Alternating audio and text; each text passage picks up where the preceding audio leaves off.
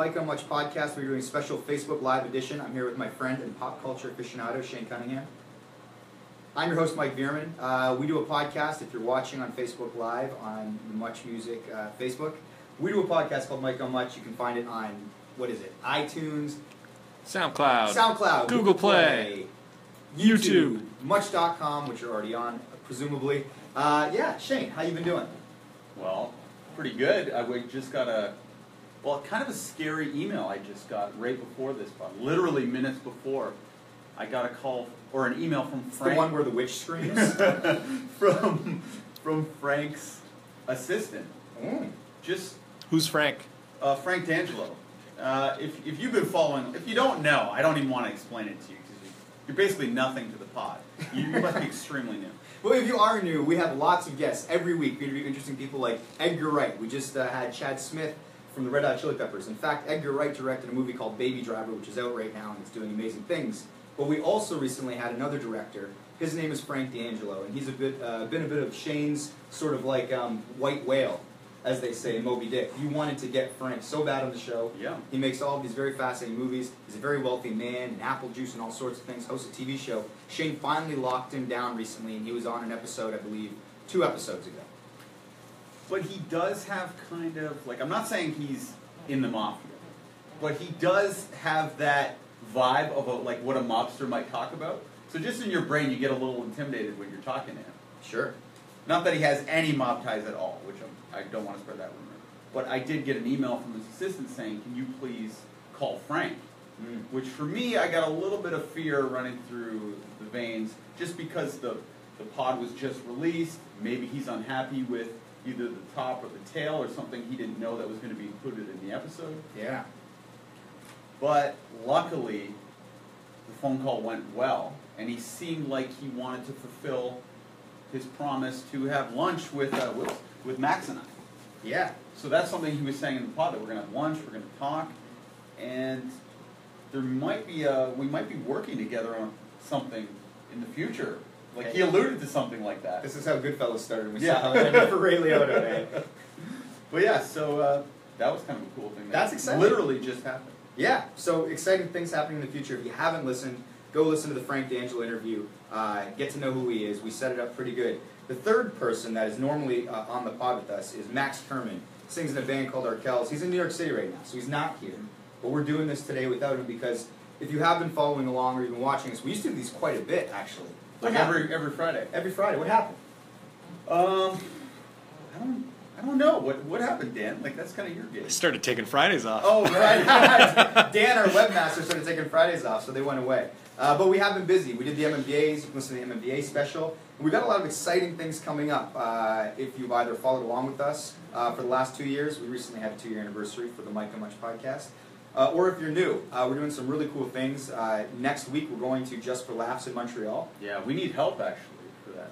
Yeah, I think so. Because we're going to be talking to Jim Carrey. But, alrighty then. The bigger the star, the less time you get with them. And we're only going to have 5 minutes with Jim and 3 of his...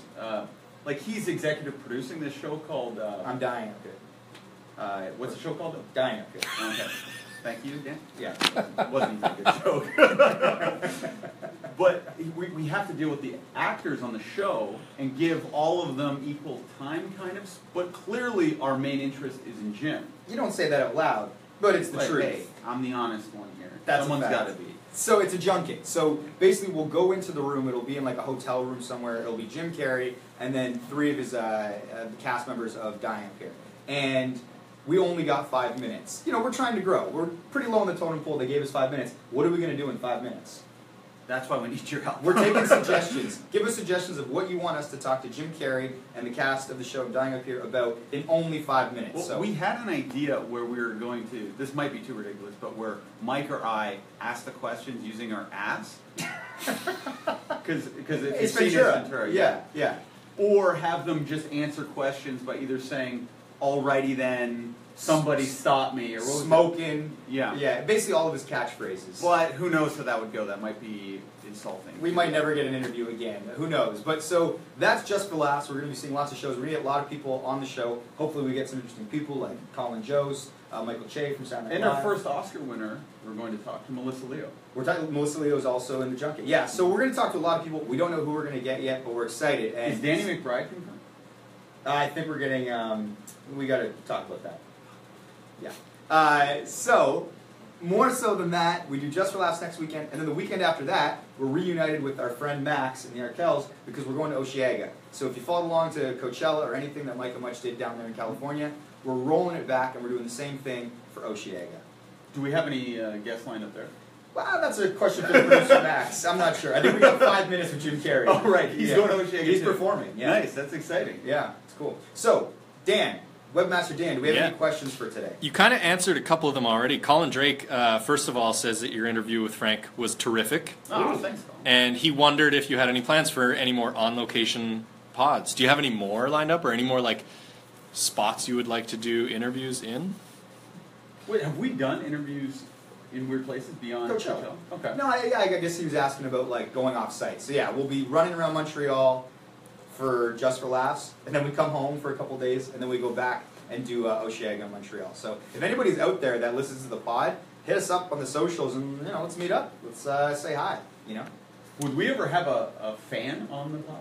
We could do That that. could be an interesting interview. Yeah, if you're at Osheaga, I think we're going to be hanging out in the Virgin Lounge, the Virgin Mobile Lounge. Is that what's happening? I think so, yeah. Okay. So Nice. lots going on, which will be unfolding. And just to promote what's coming up, on Monday we're releasing the episode with Jeremy Taggart, where we speak to a lot of the Frank interview, sort of our post-mortem. And then we have Jeremy, who's the former drummer of Our Lady Peace, come on, and he talks about his time in that band and other things. And that was Allison's question, what's coming up on the pod. So we'll get to Lauda. She thinks that Shane should take over more often Ooh. on the pod. Lauda, you're breaking my heart. Jeez. I'm trying to cause a rift in the group here. And Karen wants to know, other than getting the interview, what was the biggest challenge of the Frank interview? Good question. Well, I feel like Frank is very guarded because he has been hurt in the past by press. He gets attacked quite a bit, and Hey, man, hurt people hurt people. it's true. This is a line from the film Greenberg. But so Frank in the past, reporters have kind of approached him like they're being nice, and then later they'll write an article about him that turns out to be not so nice. So for the first 15 minutes of the interview, if anyone listens, you'll notice there's no swearing. Frank is very ready for me to be probably more ridiculous than I actually was. And then once it gets once we both get comfortable, actually, the interview kind of goes off the rails in a very fun way, I think. But yeah, the biggest challenge was I'm intimidated by Frank. Like, Frank's a powerful man, and like I was saying, he does have that vibe of a guy who might kill you. So yeah, that was a little bit of a challenge. High stakes interview. Mm-hmm. A couple more questions from Karen. Now that the Frank interview has finished, what's the next goal for the podcast? What's the next carrot? Wow. So yeah, the next goal for the podcast. Well, for me, Yeah. I don't know about you, but It's to take over more often. yeah, to take your job. Yeah. No, it's just, I don't really try to think of what's next. I find in my life, at least, things kind of just happen organically, and I just pursue them just because I'm the type that I get excited every so often about something and go to pursue it. I would think for you, it'd be just getting the biggest interviewers possible, like the biggest guest possible. Yeah, I don't know. I mean, I guess when I think about the pod and doing it, I mean, literally we started this on a lark. It's just something to do, to have fun with our friends. And 2 years later, and almost 70 episodes, it's kind of become its own thing. And so when I think, you know, how can it evolve? How can it get bigger? I think the possibilities are endless. Like, it would be amazing if, like, you know, maybe we went to like a longer format and the three of us did some sort of radio show, and then maybe that grows into a TV show. And I mean, any sort of avenue where the three of us can keep doing this and hanging out with Webmaster Dan. Where did Webmaster come from? I also like that. I like He just referred made it to up. himself Yeah, as Yeah. Webmaster. I know. So now he's forever going to be known as Webmaster, which I- sounds like something from like 1998. I promoted myself from intern like a month ago. But yeah, so like I guess for what's next for the pod, we're always working on some things. We got some other things that the three of us might be working on, maybe delving into some different areas of pop culture. But you know, no wine before it's time. So we'll announce those things when they Also a happen. line from Greenberg. I got it from Randy Lennox. Is that from Greenberg? No. Ah. That kind of Karen's next question was, so now that you've been on for 2 years, how has the pod changed from your original vision when you were planning with Max and Shane? Good question. I don't know. Or has it? When it first started, I was just going to be kind of like a movie reviewer, like just movies. And we did one where it was like, I talked about Dumb and Dumber. Me and you had like, it was almost like we were like Siskel and Ebert. So when we first started it, there's like about like 5 demo tapes laying around where we played with different formats where like I kind of had a bit more of a story time where I talked about like getting arrested as a teen, and it was more of like a monologue. And then we had a thing where you came in and just you and me kind of Siskel and Ebert did Dumb and Dumber Part 2, or what's it called, Dumb and Dumber or something? Yeah, Dumb and Dumber. Yeah. Yeah. But that ended up being kind of a funny review. Maybe we should post that for people. Could be interesting. It exists somewhere. Yeah, and that's when I guess we started to realize maybe it's a little bit more interesting when things go deviate a little bit. Because I had a story where it seemed like my stepmom was kind of cheating on my dad. And then it was like, oh, that's kind of like more interesting than the review itself. And then that's kind of, for me at least, how the being at the end of the pod for the dessert, that kind of is what it is now, which is 10%, maybe 2% pop culture, and then the rest just like ridiculous stuff. Yeah, and I mean, I guess from how it evolved, because essentially we're the same show as episode 1. You know, it opens with kind of me and Max rapping. We have a guest that we talk to, and then you come on for the review. I wouldn't say that the format's changed too much, but I don't know. Maybe we're more comfortable. Maybe we just know what we're doing, but I don't even know if that's true. You never really know what you're doing. Like, we kind of just guessed, and I think we're still rolling like that, if I'm being honest. Does that make sense? Yeah, I think we're getting better just through doing it as much. I'm trying not to say like as much. Yeah. That's a big thing for me. Yeah. But.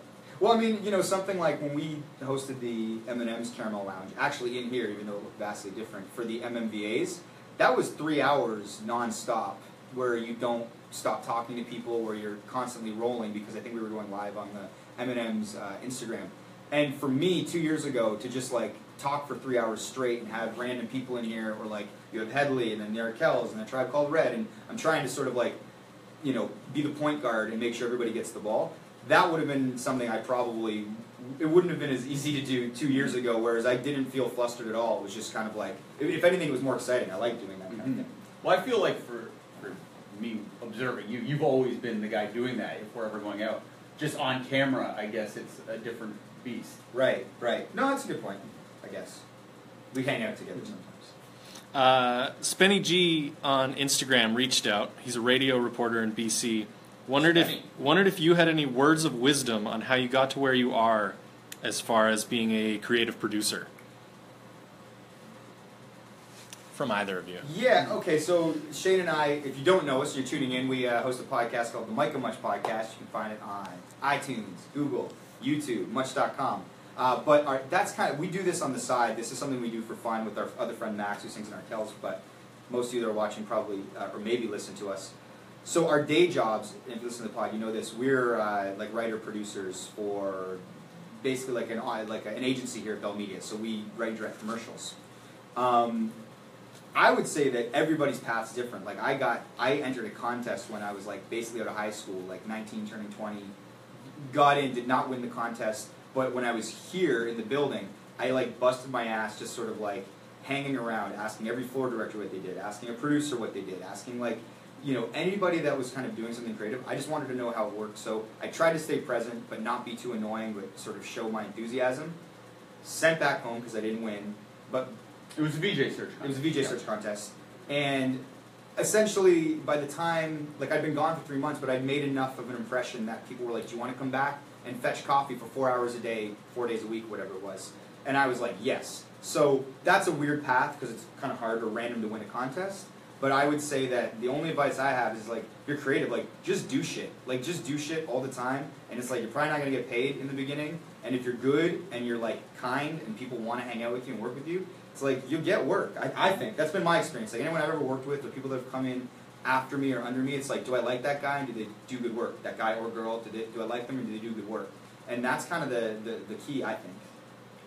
Yeah, you know, everyone's path is different, Mike, and my path was the exact same as yours, though. I entered a contest. Enter contests. two bolts of lightning. I entered VJs. Mike kind of inspired me, to be honest, because I always thought contests were rigged growing up, and then when I was never friends with Mike really in my teen years, but I was like best friends with his brother, and his brother was like, "Oh, my brother's in the VJ search," and I was like, "Holy shit!" A guy I know from Hamilton is in this national contest, and at the time, Much Music was the biggest thing in anyone my age's life. Like, you watched Much from the second you got home from high school till whenever. So I started entering the VJ search. I'd get into a section called Close But No Cigars, where you're kind of in the contest, but you're not really. Then producers from Much started contacting me, saying they liked what I was doing. Then a guy from MTV contacted me, told me to enter a contest. I entered a contest that was for a company called S-Trip. And then I ended up winning that contest. It was kind of rigged, because they kind of let me know I was going to win it in advance. It was kind of weird. Someone's going to sue me. Yeah, whatever. It's truth. It happened. And I did win. And then the second I won, the people at Much saw that I won, and then they said, I got an ultimatum from my now boss. He said, "Do you want a contest or a career?" And I was kind of like, well, the contest lets me travel around the world for 3 months, being a VJ. Can't I do both? Can't I just, like, once the contest over, hire me? And then he did not respond to that inquiry. And then I said, what I meant to say was, hire me. And then I left the contest, which caused a big controversy. Yeah, almost got sued. So what's your advice on how to succeed now that Exactly you have the career? In fact, I was just, oddly, mere coincidence, I was watching Conan's exit speeches. He was unceremoniously removed from the Tonight Show we had for 7 months. And he gave a very similar speech to that, how if you're kind and hardworking and, you know, have an ounce of creativity, good things will happen. And especially in Canada, I find if you're just nice and you're persistent, you'll make it. Yeah, I think so. And don't be cynical. And don't be cynical. Yes, it's easy to be cynical. It is easy to be cynical. To me, that's all part of being nice, too. Yeah, yeah. You want to talk basketball or Bachelor? Oh, the double Bs. Bachelor or basketball? We'll start with basketball because I feel like Shade's got some Bachelor.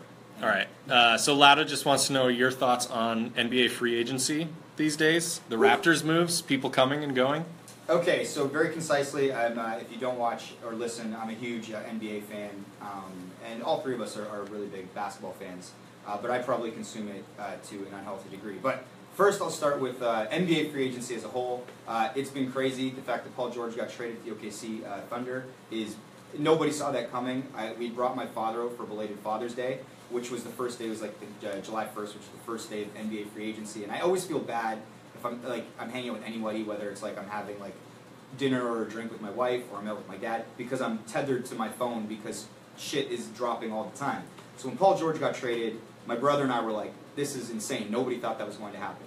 The reason the NBA is so good, if I can say, is because crazy stuff happens all the time. It's become like an 11-month-a-year sport, meaning like the minute the finals end, that's when you start to get into like who's going to be drafted. LeVar Ball and Lonzo Ball. Lonzo was just in Summer League. He was actually phenomenal. He won the MVP of the league. Amazing passer. The NBA is always great. Raptors, they re-signed Kyle, they re-signed Serge Ibaka. I think for the fan base, some people were clamoring for them to sort of blow it up and tank. That being said, everybody in the East is tanking. You weren't going to be that bad. I like what they did. I'm ready to roll it back. I got like 10 games this year. I'm like a partial season ticket holder, so I'm down to see good basketball. So I like the Raptors free agent moves. I don't think they got necessarily better, but they definitely didn't get necessarily worse. So for me, who suffered through like the last decade and a half of shitty Raptors basketball, this last 4 years has been magical, and I'm happy to keep it going. How far are the Raptors going to go this year? I think they're going to make, it was depending on where they're seated, I like their chances to be the second or third best team in the East. I think they could go to the Eastern Conference Finals if they don't see Cleveland. But LeBron's very unhappy in Cleveland right now. There's all these weird reports coming out. So who knows what's going on with that Cleveland team. The other reason I like that the Raptors rolled it back, I think LeBron's going to the Lakers next year. You heard it here first. I think he's going west. He's got a house in Burbank. So the Raptors and the East will be wide open next year, and I like our chances. So now let's get to a subject that I love, The Bachelorette.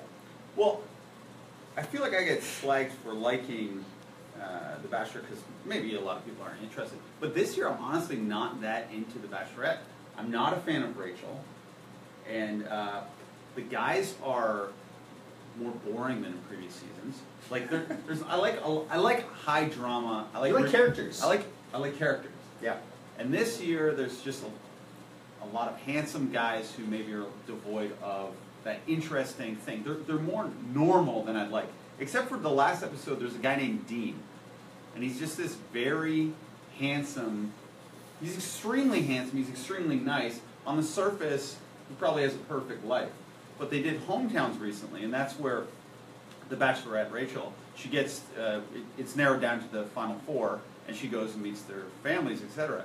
And Dean has this thing that he's hugely embarrassed of, which is his father, who has become, it's like a kabuka, luki, laka, probably saying this wrong, maybe. But it's honestly close to that, what I'm saying. Okay. Is that like a shaman or something like that. All right.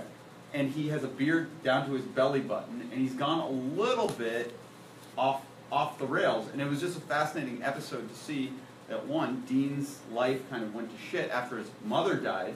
His father went a little bit, got you. different. So it comes from a bit of a damaged home. So in my eyes, Dean is obviously the next Bachelor, because they need a guy who's super handsome, super likable, who has the most Instagram followers, which he does at this point. How many followers? He has, I believe, 190,000. All right. And the guy who wins it, which I believe is going to be Peter, the guy who wins it only has 160. This guy's a hunk as well. But Dean seems to be the guy who would be the Bachelor, but reports are saying that he's not ready for it. But I think that's a gimmick where they've already have someone in line, and then he's going to be the one after. All right. So you just answered Emma Bowden's question then, because she wanted to know who you think from this season should be the next Bachelor. Emma. Jeanette Barry wants to know, would you rather watch Bachelor or Bachelorette? What do you like more as a season? Both are the exact same. It's all on the characters. It's all on who it is. Mainly it's the contestants. You have to get people who are good looking and a little bit crazy. And our new friend Gabby, who we met at the Arkell show, wants to know if there's other reality shows you all watch. Oh, like I love Vanderpump Rules. I think that's amazing. Again, it's all about the cast of characters. And I love Are You the One? Which one's that? That's where people are trying to find love. So they put like 20 good-looking, crazy people together. And they have science determine beforehand who their match is. And the whole show, they're trying to figure out who their scientific match is. And according to this science, it's supposed to be like deadly accurate. Of course it isn't. But so people will fall in love saying, you're my match. Then they go in this machine and it says, not a match. And then these people kind of have to break up. Until they find their match? It's just jealousy trap after jealousy trap after jealousy trap. Explain a jealousy trap for our viewers and listeners. A jealousy trap is when you're trying to intrigue someone else by acting like you like someone else. So if I was trying to let's say I liked Max, and I start coming on to you flirting, it's to get Max to come over to me. It's like a push-pull mechanism. You're setting a jealousy trap so that Max now is interested in you. Exactly. Right. Hypothetically speaking. Have you set jealousy traps as a single man? Of course. Right. What's the most effective way to do it? Just like a straight up flirt with somebody else? Are you subtle? You always ignore the person you like. At least that's what I do. Or kind of just, talk to the friend who might not be as appealing, and then just be chattering with them all night. And then the girl is like, oh, well, I'm usually the one getting all the attention. Why is he clamoring towards this girl who usually doesn't get the attention? Before you know it, they're after you, man.